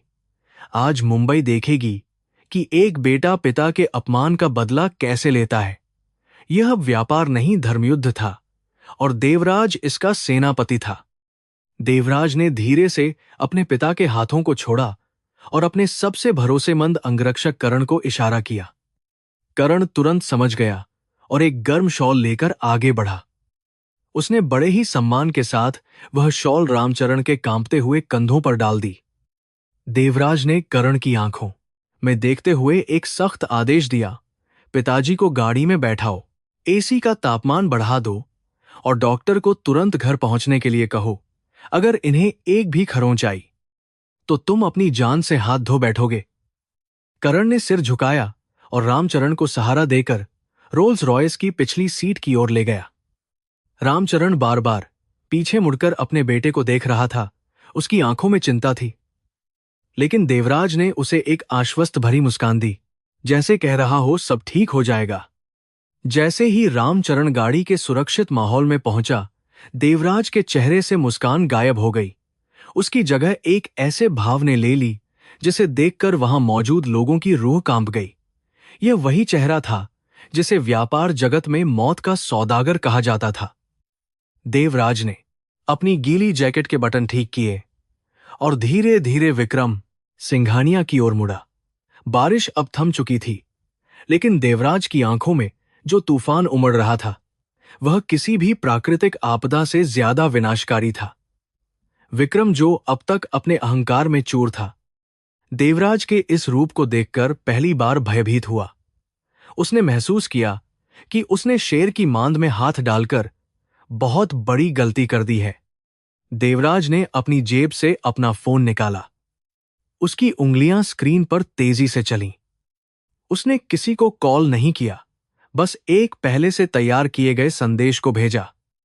यह प्रोजेक्ट काल का ट्रिगर था, एक ऐसा गुप्त प्लान जिसे देवराज ने अपने दुश्मनों को खत्म करने के लिए बनाया था। उसने फोन को वापस जेब में रखा और विक्रम की आंखों में सीधे देखते हुए कहा, विक्रम, तुमने अभी मेरे पिता को एक भिखारी कहा था। तुमने उनकी गरीबी का मजाक उड़ाया। अब मैं तुम्हें दिखाऊंगा कि असली गरीबी क्या होती है। तुम्हारे पास अपनी अमीरी का जश्न मनाने के लिए केवल 10 मिनट बचे हैं। अपनी घड़ी देख लो, क्योंकि यह आखिरी बार है जब तुम वक्त देखोगे। इसके बाद वक्त तुम्हें देखेगा। विक्रम ने घबराहट को छिपाने की कोशिश करते हुए जोर से हंसा, लेकिन उसकी हंसी में अब वह खनक नहीं थी। तुम मुझे क्या धमका रहे हो देवराज? क्या तुम मेरा कत्ल करोगे? यहां सैकड़ों कैमरे हैं, पुलिस है। तुम मेरा कुछ नहीं बिगाड़ सकते। सिंघानिया ग्रुप की जड़ें इतनी गहरी हैं कि तुम्हारे जैसे कल के छोकरे उन्हें हिला भी नहीं सकते। उसने अपने वकीलों को फोन करने के लिए हाथ बढ़ाया, लेकिन तभी एक अजीब सी बात हुई। वहां मौजूद सभी लोगों के फोन एक साथ बजने लगे। एक साथ इतने सारे नोटिफिकेशन की आवाज ने माहौल को और भी तनावपूर्ण बना दिया। यह किसी ब्रेकिंग न्यूज का अलर्ट था जो पूरे देश में आग की तरह फैल रहा था। होटल के बाहर लगी विशाल एलईडी स्क्रीन जो विज्ञापनों के लिए इस्तेमाल होती थी, अचानक काली पड़ गई और फिर उस पर एक न्यूज चैनल का लोगो आ गया। स्क्रीन पर बड़े बड़े अक्षरों में लिखा था, सिंघानिया ग्रुप का सबसे बड़ा घोटाला उजागर। एंकर चिल्ला चिल्लाकर बता रहा था कि कैसे विक्रम सिंघानिया ने फर्जी कंपनियों के जरिए बैंकों से अरबों का गबन किया है। साथ ही स्क्रीन पर वे दस्तावेज दिखाए जा रहे थे जो देवराज ने पिछले 5 सालों से इकट्ठा किए थे। भीड़ में खलबली मच गई। जो लोग अभी तक विक्रम के साथ खड़े थे, वे तुरंत उससे दूर हट गए, जैसे उसे कोई छूत की बीमारी लग गई हो। विक्रम का चेहरा सफेद पड़ गया। उसके हाथ से फोन छूटकर गिर गया। देवराज ने एक कदम आगे बढ़ाया और ठंडी आवाज में कहा, यह तो बस शुरुआत है विक्रम। अभी तो तुम्हारे निवेशकों के फोन आने बाकी हैं। और ठीक वैसा ही हुआ। विक्रम का गिरा हुआ फोन लगातार बज रहा था। स्क्रीन पर डैड बैंक मैनेजर और इन्वेस्टर जैसे नाम चमक रहे थे। शेयर बाजार के ऐप्स पर सिंघानिया ग्रुप के शेयरताश के पत्तों की तरह गिर रहे थे। 10 मिनट के अंदर विक्रम की कंपनी का मूल्य आधा हो गया था। उसके विदेशी खातों को फ्रीज कर दिया गया था। जिस साम्राज्य पर उसे इतना घमंड था, वह देवराज के एक इशारे पर रेत के महल की तरह ढह रहा था। यह बर्बादी इतनी तेज और सटीक थी कि विक्रम को संभलने का मौका भी नहीं मिला। विक्रम पागलों की तरह चिल्लाने लगा, यह झूठ है, यह सब देवराज की चाल है, बंद करो इसे। वह देवराज की ओर झपटा, लेकिन देवराज के सुरक्षा गार्ड्स ने उसे बीच में ही रोक लिया।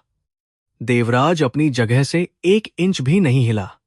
उसने शांत भाव से कहा, मैंने तुमसे कहा था विक्रम, मेरे पिता के अपमान की कीमत तुम अपनी हर सांस से चुकाओगे। तुमने एक मजबूर के हाथ को कुचला था। अब कानून तुम्हारे पूरे अस्तित्व को कुचल देगा। उसी समय पुलिस की कई गाड़ियां सायरन बजाती हुई वहां आ पहुंची। यह सामान्य पुलिस नहीं थी, बल्कि आर्थिक अपराध शाखा के अधिकारी थे, जिनके पास विक्रम की गिरफ्तारी का वारंट था। पुलिस कमिश्नर जो खुद वहां पहुंचे थे, सीधे विक्रम के पास गए। उन्होंने विक्रम के हाथों में हथकड़ी पहनाते हुए कहा, मिस्टर सिंघानिया, आपको धोखाधड़ी, मनी लॉन्ड्रिंग और एक बुजुर्ग नागरिक पर हमला करने के आरोप में गिरफ्तार किया जाता है। विक्रम गिड़गिड़ाने लगा, कमिश्नर साहब, मैं निर्दोष हूं। मैं आपको पैसे दूंगा, जितनी चाहे उतनी रिश्वत दूंगा। यह सुनकर कमिश्नर ने उसे एक जोरदार थप्पड़ मारा। शर्म नहीं आती? जिस आदमी पर तुमने हमला किया वह इस शहर के सबसे बड़े दानवीर का पिता है। तुम्हारी रिश्वत तो क्या, तुम्हारी पूरी जायदाद भी अब तुम्हें नहीं बचा सकती। मीडिया ने इस थप्पड़ को लाइव कवर किया और पूरा देश विक्रम की इस दुर्दशा पर तालियां बजा रहा था। देवराज ने पुलिस वालों को इशारा किया कि वे विक्रम को ले जाएं। जब विक्रम को पुलिस की वैन में घसीटा जा रहा था तो उसने मुड़कर देवराज को देखा। उसकी आंखों में अब केवल हार और पछतावा था। वह वही आदमी था जो 10 मिनट पहले राजा बना घूम रहा था और अब वह एक अपराधी बन चुका था। देवराज उसके पास गया और उसके कान में फुसफुसाया, जेल में तुम्हें बहुत वक्त मिलेगा सोचने के लिए। याद रखना, जब तुम वहां की ठंडी फर्श पर लेटोगे तो वह तुम्हें मेरे पिता की उस चटाई की याद दिलाएगी जिस पर वे बरसों सोए थे। फर्क बस इतना है कि वे सम्मान के साथ सोए थे और तुम जिल्लत के साथ जागोगे। विक्रम को ले जाने के बाद देवराज ने वहां मौजूद भीड़ और मीडिया की ओर देखा। सन्नाटा इतना गहरा था कि सुई गिरने की आवाज भी सुनाई दे। उसने माइक हाथ में लिया और पहली बार दुनिया से बात की। आज आपने जो देखा वह केवल 2 व्यापारियों की लड़ाई नहीं थी, यह एक बेटे की लड़ाई थी। आप लोग मुझे सीईओ कहते हैं, टाइकून कहते हैं, लेकिन मेरी असली पहचान वह बूढ़ा आदमी है जो अभी यहां बैठा था। वह रामचरण मल्होत्रा है और मैं उनका बेटा देवराज रामचरण मल्होत्रा हूं। देवराज ने अपने नाम के साथ पिता का नाम जोड़कर अपनी पहचान को पूर्ण किया। भीड़ ने तालियों की गड़गड़ाहट से उसका स्वागत किया। देवराज ने आगे कहा, जो समाज अपने बुजुर्गों का सम्मान नहीं कर सकता वह कभी तरक्की नहीं कर सकता। विक्रम सिंघानिया ने सोचा था कि गरीबी कमजोरी है, लेकिन वह भूल गया कि एक गरीब बाप का आशीर्वाद दुनिया की सबसे बड़ी दौलत होती है। आज से मल्होत्रा ग्रुप का हर एक पैसा, हर एक संसाधन उन बुजुर्गों की सेवा में लगेगा जिन्हें उनके बच्चों ने छोड़ दिया है। यह मेरा वादा है और मल्होत्रा कभी अपना वादा नहीं तोड़ता। इस घोषणा के साथ ही देवराज ने न केवल अपने पिता का सम्मान वापस पाया, बल्कि पूरे देश का दिल भी जीत लिया। वह अब केवल एक अमीर आदमी नहीं, बल्कि एक नायक बन चुका था।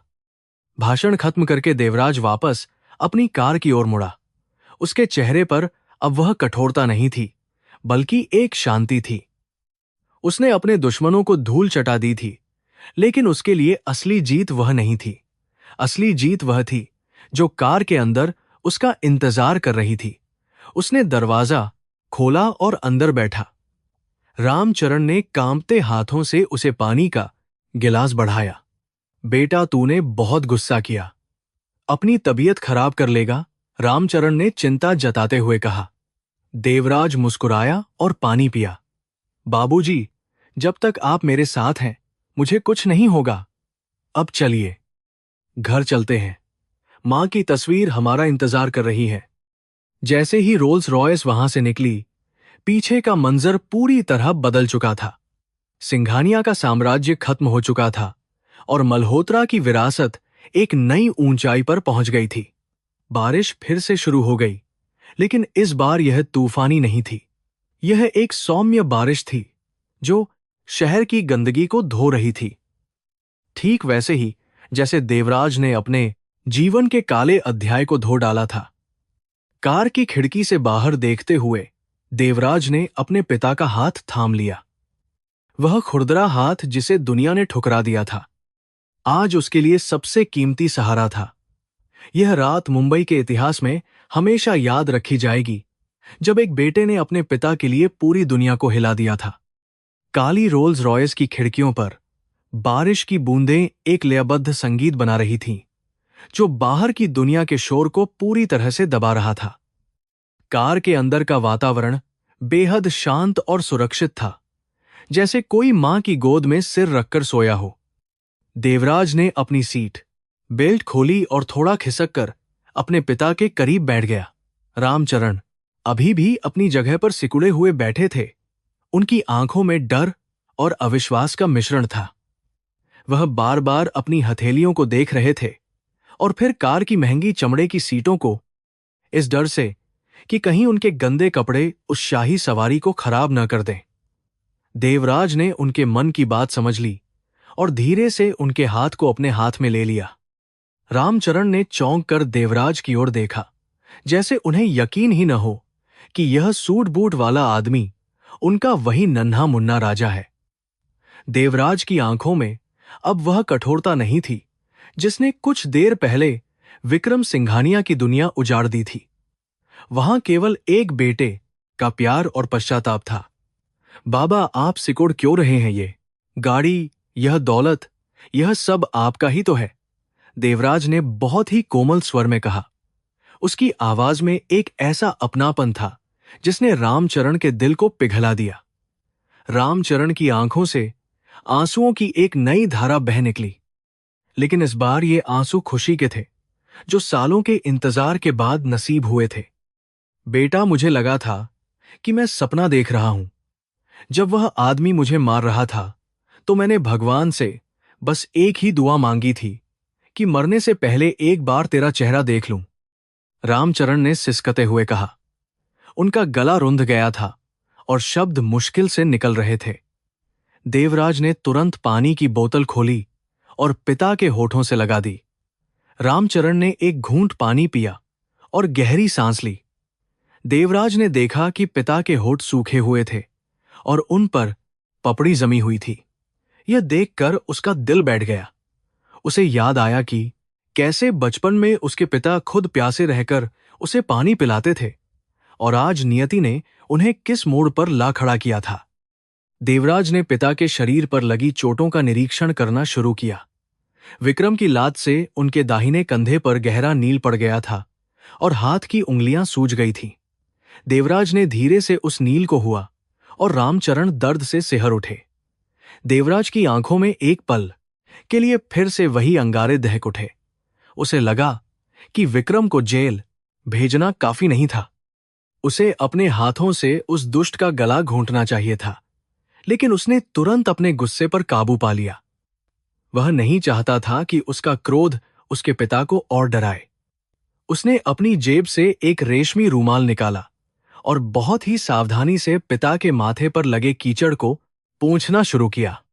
बाबा, अब आपको कभी कोई दर्द नहीं होगा, मैं वादा करता हूं, देवराज ने कसम खाते हुए कहा।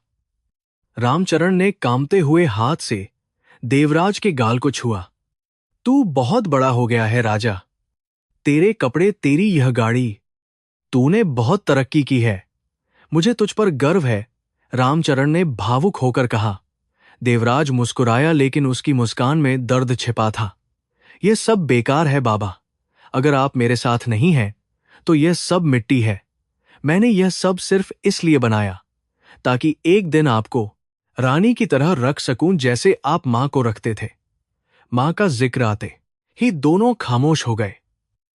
गाड़ी में केवल एसी की धीमी आवाज गूंज रही थी, जो उस खामोशी को और गहरा बना रही थी। तभी कार ने शहर के सबसे पॉश इलाके जुहू की ओर मोड़ लिया, जहां केवल अरबपतियों के बंगले थे। सड़क के दोनों ओर घने पेड़ लगे हुए थे और स्ट्रीट लाइट्स की सुनहरी रोशनी बारिश में चमक रही थी। रामचरण ने खिड़की से बाहर देखा और उनकी आंखें फटी की फटी रह गईं। उन्होंने अपनी पूरी जिंदगी झुग्गियों और फुटपाथों पर बिताई थी। उनके लिए यह नजारा किसी दूसरी दुनिया का था। ऊंची ऊंची इमारतें, साफ सुथरी सड़कें और हर तरफ फैला सन्नाटा। उन्हें विश्वास नहीं हो रहा था कि उनका बेटा इस दुनिया का बादशाह है। देवराज ने पिता के कंधे पर हाथ रखा और कहा, बस हम पहुंचने ही वाले हैं बाबा, आपका असली घर अब दूर नहीं है। कुछ ही मिनटों में कार एक विशाल लोहे के गेट के सामने आकर रुक गई। गेट पर बड़े सुनहरे अक्षरों में मल्होत्रा मेंशन लिखा हुआ था। सुरक्षा गार्ड्स ने जैसे ही मालिक की गाड़ी देखी उन्होंने तुरंत सैल्यूट किया और गेट को रिमोट से खोल दिया। कार धीरे धीरे अंदर दाखिल हुई। रामचरण ने देखा कि अंदर एक लंबा रास्ता था जिसके दोनों ओर खूबसूरत बगीचे थे, फव्वारे चल रहे थे और संगमरमर की मूर्तियां लगी हुई थीं। यह घर नहीं बल्कि एक महल था। रामचरण ने डरते हुए कहा, बेटा, क्या मैं सच में अंदर जा सकता हूं? मेरे कपड़े बहुत गंदे हैं, कहीं तेरे घर के लोग बुरा न मान जाएं। देवराज ने पिता का हाथ कसकर पकड़ लिया और कहा, बाबा, यह घर मेरा नहीं, आपका है। और रही बात लोगों की, तो वे आपके नौकर हैं। मालिक को अपने ही घर में जाने के लिए किसी की इजाजत नहीं लेनी पड़ती। कारपोर्च में जाकर रुकी, जहां पहले से ही घर के सारे कर्मचारी कतारबद्ध होकर खड़े थे। बटलर, रसोइये, माली और घर के अन्य नौकर सभी अपनी सफेद और काली वर्दी में मुस्तैदी से तैयार थे। करण ने पहले ही फोन करके सबको सूचित कर दिया था कि बड़े साहब आ रहे हैं। माहौल में एक अजीब सा उत्साह और घबराहट थी। सभी जानना चाहते थे कि वह शख्स कौन है जिसके लिए उनके निर्दयी साहब ने पूरी दुनिया को हिला दिया। ड्राइवर ने जल्दी से बाहर निकलकर देवराज का दरवाजा खोला। देवराज बाहर निकला और उसने तुरंत दूसरे दरवाजे की ओर रुख किया। उसने ड्राइवर को इशारा किया कि वह पीछे हट जाए। देवराज ने खुद अपने हाथों से पिता की तरफ का दरवाजा खोला। रामचरण अभी भी अंदर बैठे हिचकिचा रहे थे। देवराज ने आगे झुककर अपनी बाहें फैला दी। आइए बाबा, उसने कहा। रामचरण ने बाहर कदम रखने की कोशिश की, लेकिन कमजोरी और थकान के कारण उनके पैर लड़खड़ा गए। इससे पहले कि वे गिरते, देवराज ने उन्हें थाम लिया। और फिर एक ऐसा दृश्य हुआ जिसने वहां खड़े सभी नौकरों की आंखें नम कर दी। देवराज ने अपने पिता को सहारा देकर चलाने के बजाय उन्हें अपनी गोद में उठा लिया। रामचरण ने विरोध करने की कोशिश की। अरे बेटा, यह क्या कर रहा है? लोग क्या कहेंगे? मुझे नीचे उतार दे। लेकिन देवराज ने उन्हें एक बच्चे की तरह सीने से लगा लिया। जब मैं छोटा था तब आप मुझे कंधों पर बैठाकर पूरी दुनिया घुमाते थे। आज मेरी बारी है, बाबा, देवराज ने गर्व से कहा।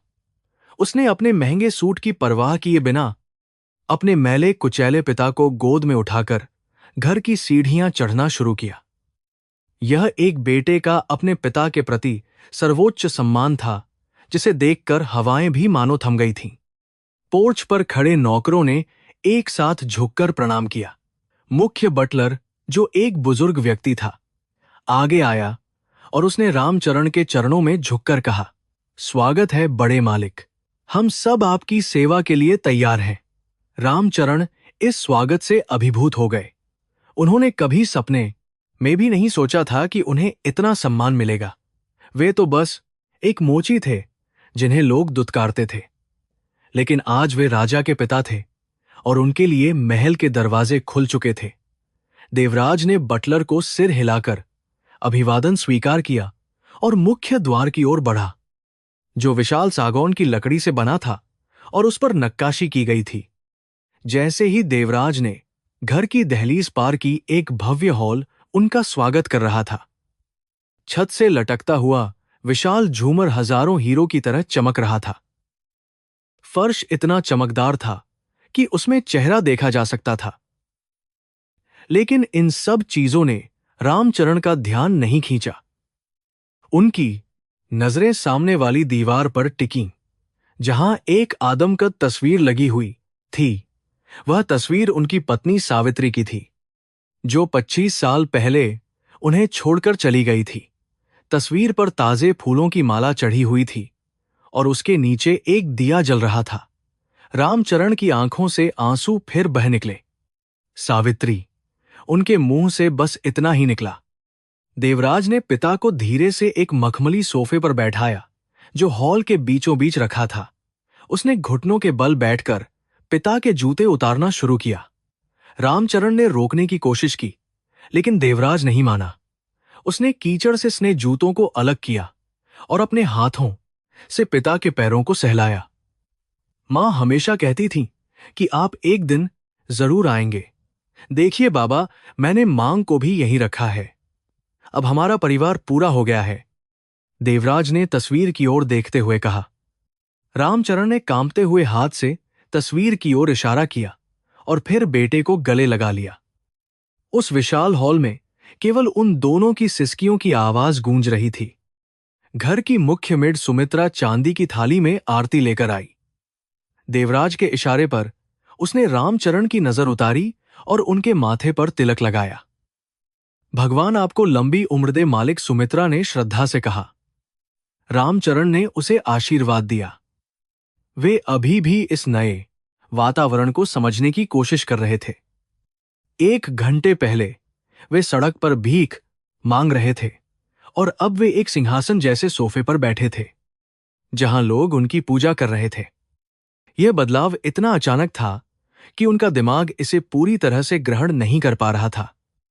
लेकिन एक बात साफ थी, उनका वनवास खत्म हो चुका था। देवराज ने डॉक्टर को बुलाने का आदेश दिया। शहर के सबसे प्रसिद्ध डॉक्टर डॉ मेहता अपनी टीम के साथ वहां पहले से मौजूद थे। देवराज ने उनसे कहा, डॉक्टर, मेरे पिता को एक खरोंच भी नहीं आनी चाहिए।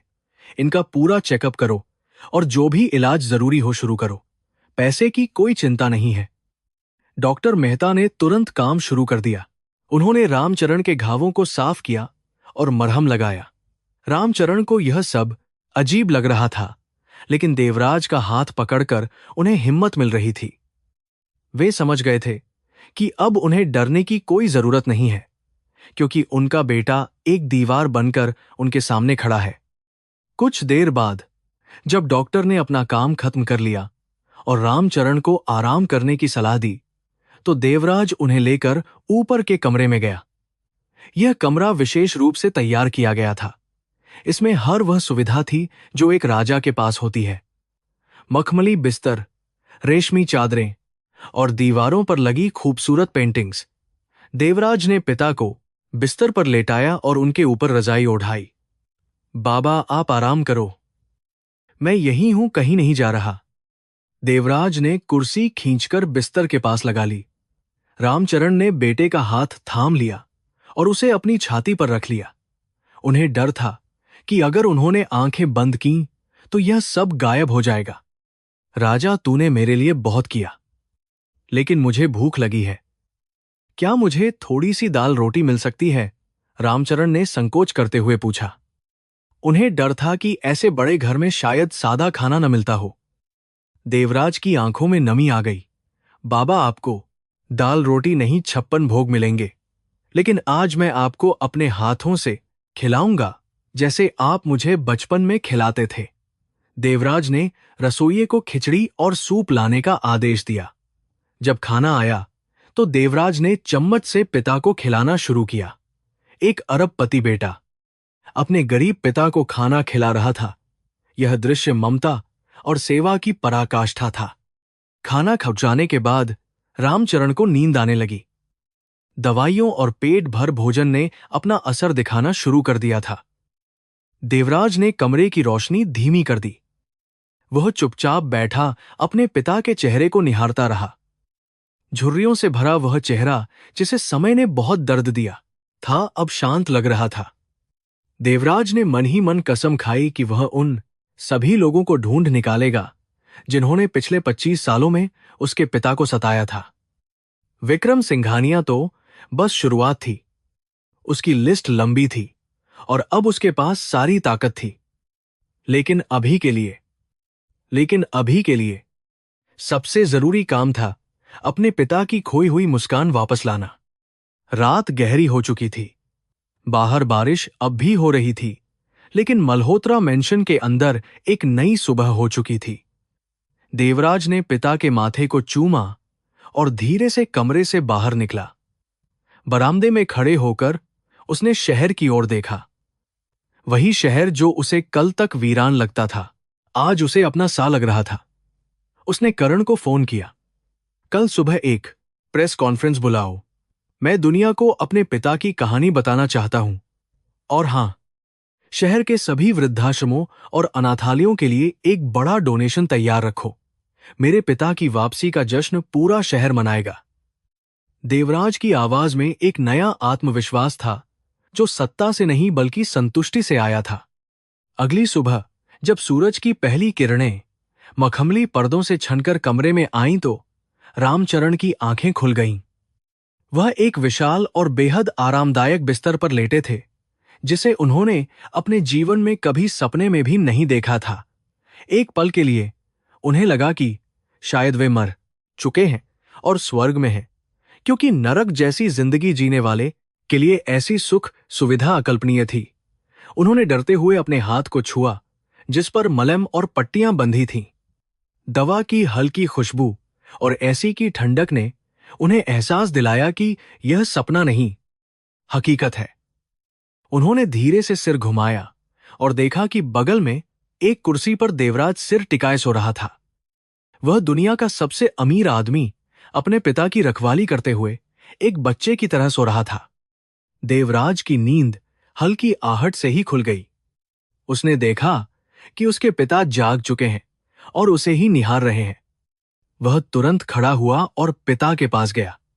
सुप्रभात पिताजी, उसने मुस्कुराते हुए कहा और झुककर उनके पैर छुए। रामचरण की आंखों में फिर से आंसू आ गए। एक वन पहली कारण, जीते रहो बेटा। मुझे लगा था कि आंख खुलते ही मैं वापस उसी फुटपाथ पर पहुंच जाऊंगा और कोई मुझे लात मारकर उठाएगा, रामचरण ने रुंधे गले से कहा। देवराज ने उनका हाथ थाम लिया। वह बुरा सपना अब हमेशा के लिए खत्म हो गया है बाबा। अब आपकी हर सुबह इसी महल में होगी और मैं हमेशा आपके पास रहूंगा। कुछ ही देर में कमरे का दरवाजा खटखटाया गया और शहर के सबसे बेहतरीन नाई और स्टाइलिस्ट अंदर दाखिल हुए। देवराज ने खुद खड़े होकर निर्देश दिए। रामचरण की बढ़ी हुई दाढ़ी और उलझे हुए बाल काटे गए। जब गर्म तौलिए से उनका चेहरा साफ किया गया तो बरसों की धूल, थकान और गरीबी की परतें भी धुल गईं। देवराज ने पिता के लिए एक सफेद रेशमी कुर्ता पजामा और एक कश्मीरी शॉल चुना जो सादगी और भव्यता का प्रतीक था। जब रामचरण ने तैयार होकर आईने में खुद को देखा तो वे खुद को पहचान नहीं पाए। वह लाचार बूढ़ा अब एक सम्मानजनक और तेजस्वी बुजुर्ग में बदल चुका था, जिसके चेहरे पर एक नई चमक और शांति थी। तैयार होने के बाद देवराज अपने पिता को सहारा देकर नीचे हॉल की तरफ बढ़ा। रामचरण अभी भी थोड़े संकोच में थे, लेकिन देवराज ने उनका हाथ मजबूती से पकड़ रखा था। जैसे ही वे सीढ़ियों से उतरे, घर के सभी कर्मचारी, रसोई माली और सुरक्षा गार्ड्स एक कतार में खड़े हो गए और एक साथ झुककर अभिवादन किया। नमस्ते बड़े साहब, उनकी सम्मिलित आवाज हॉल में गूंज उठी। रामचरण ने हाथ जोड़कर सबका जवाब दिया। उनकी विनम्रता और सरलता ने सबका दिल जीत लिया। देवराज की छाती गर्व से फूल गई। उसके पिता भले ही गरीब रहे हों, लेकिन उनके संस्कार किसी भी राजा से महान थे। बाहर मल्होत्रा मेंशन के विशाल लॉन में एक भव्य प्रेस कॉन्फ्रेंस का आयोजन किया गया था। देश विदेश का मीडिया वहां मौजूद था और हर कोई उस रहस्यमय पिता को देखना चाहता था जिसके लिए देवराज ने पूरा शहर हिला दिया था। देवराज ने मंच पर जाने से पहले पिता से कहा, बाबूजी, घबराइए मत। ये लोग आपको जज करने नहीं बल्कि आपकी हिम्मत को सलाम करने आए हैं। बस सच बोलिएगा, जैसे आप हमेशा बोलते थे। आज पूरी दुनिया को पता चलना चाहिए कि मेरा असली हीरो कौन है। रामचरण ने गहरी सांस ली और सिर हिलाया। वे जानते थे कि आज उन्हें अपने बेटे के सम्मान के लिए मजबूत बनना होगा। जैसे ही देवराज और रामचरण मंच पर आए, हजारों कैमरों के फ्लैश एक साथ चमक उठे जैसे दिन में ही तारे उतर आए हों। शुरुआत में एक सन्नाटा छाया रहा, लेकिन जब लोगों ने रामचरण के सरल व्यक्तित्व और देवराज के गर्वित चेहरे को देखा तो अचानक तालियों की गड़गड़ाहट शुरू हो गई। देवराज ने पिता को बीच वाली मुख्य कुर्सी पर बैठाया जो आमतौर पर चेयरमैन के लिए होती थी। उसने माइक हाथ में लिया और कहा, देवियों और सज्जनों, मैं आपको मल्होत्रा ग्रुप के असली संस्थापक और प्रेरणा से मिलवाना चाहता हूं। ये मेरे पिता श्री रामचरण मल्होत्रा हैं, जिन्होंने मुझे ईमानदारी और मेहनत का पाठ पढ़ाया है। रामचरण ने कांपते हाथों से माइक पकड़ा। उनकी आवाज धीमी थी, लेकिन उसमें सच्चाई की खनक थी। मैं व्यापार नहीं जानता। मैं बस इतना जानता हूं कि परिवार से बड़ी कोई दौलत नहीं होती। मैं सालों तक सड़कों पर रहा, हर चेहरे में अपने बेटे को ढूंढता रहा। आज भगवान ने मेरी सुन ली। मैं बस यही कहूंगा कि अपने माता पिता को कभी मत छोड़ना, क्योंकि उनकी दुआओं में वो ताकत होती है जो आपको फर्श से अर्श तक पहुंचा सकती है। उनके इन सादे शब्दों ने वहां मौजूद हर इंसान को भावुक कर दिया। कई कठोर पत्रकारों की आंखों में भी आंसू आ गए। यह भाषण किसी कॉरपोरेट लीडर का नहीं, एक पिता के दिल की आवाज थी। उसी समय समाचार चैनलों पर ब्रेकिंग न्यूज चल रही थी। विक्रम सिंघानिया की जमानत याचिका खारिज कर दी गई थी और उसे न्यायिक हिरासत में भेज दिया गया था। उसके सारे अवैध कारोबार सील कर दिए गए थे और उसकी संपत्ति जब्त कर ली गई थी। देवराज ने साइड में लगी स्क्रीन पर यह खबर देखी और एक संतोष भरी मुस्कान दी। बुराई का अंत हो चुका था। उसने दुनिया को दिखा दिया था कि अहंकार चाहे कितना भी बड़ा क्यों न हो, सत्य और संस्कारों के आगे उसे झुकना ही पड़ता है। विक्रम अब जेल की ठंडी कालकोठरी में अपने कर्मों का फल भुगत रहा था, जबकि रामचरण सम्मान के शिखर पर बैठे थे। देवराज ने फिर घोषणा की, आज से मल्होत्रा ग्रुप अपनी कमाई का 50% हिस्सा सावित्री रामचरण फाउंडेशन को दान करेगा। यह संस्था उन बुजुर्गों के लिए वृद्धाश्रम बनाएगी जिन्हें उनके बच्चों ने छोड़ दिया है, और उन बच्चों को पढ़ाएगी जिनके पास साधन नहीं है।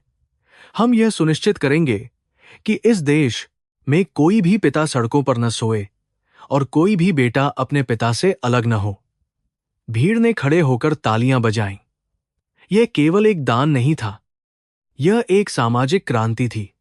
रामचरण ने बेटे को देखा और उनकी छाती गर्व से भर गई। उनका राजा सचमुच में दिलों का राजा बन गया था। प्रेस कॉन्फ्रेंस के बाद देवराज अपने पिता को एक खास जगह ले गया। यह वह बस्ती थी जहां 25 साल पहले उनका छोटा सा घर हुआ करता था। अब वहां बड़ी इमारतें बन गई थीं, लेकिन एक पुराना पीपल का पेड़ अब भी वहीं खड़ा था जो उनके अतीत का एकमात्र गवाह था। रामचरण गाड़ी से उतरे और उस पेड़ के पास गए। उन्होंने उस पेड़ की खुरदरी छाल को छुआ, जहां उन्होंने बचपन में देवराज की लंबाई नापी थी।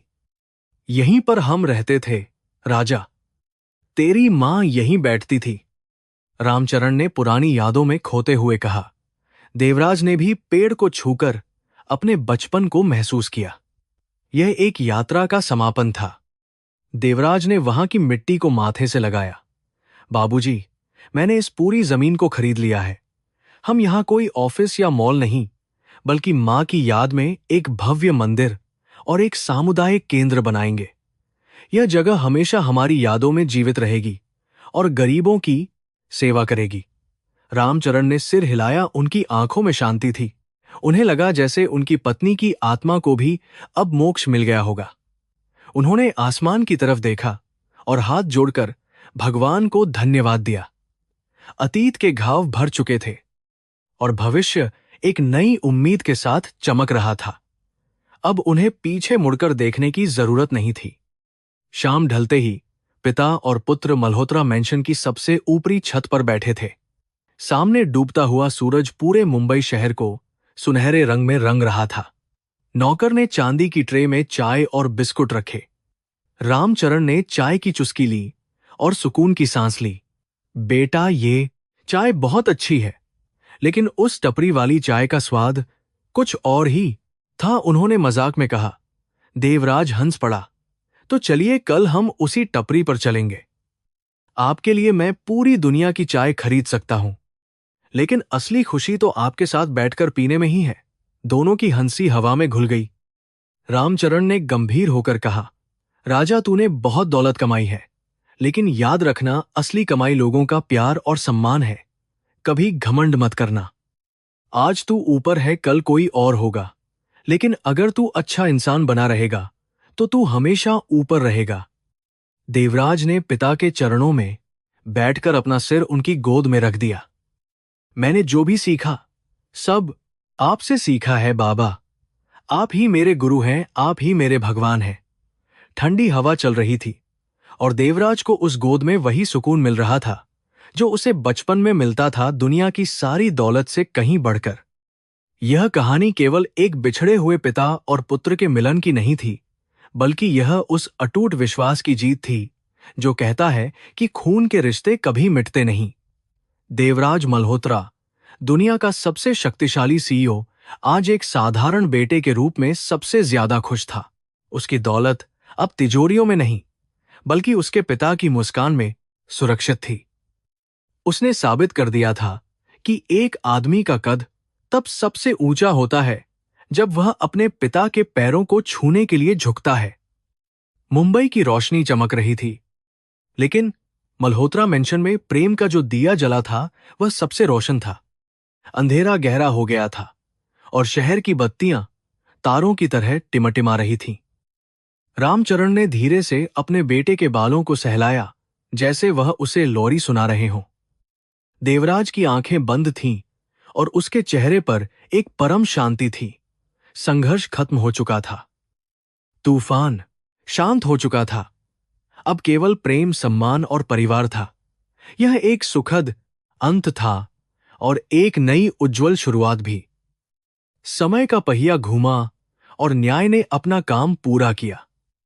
देवराज और रामचरण का पुनर्मिलन एक मिसाल बन गया जो पीढ़ियों तक याद रखा जाएगा।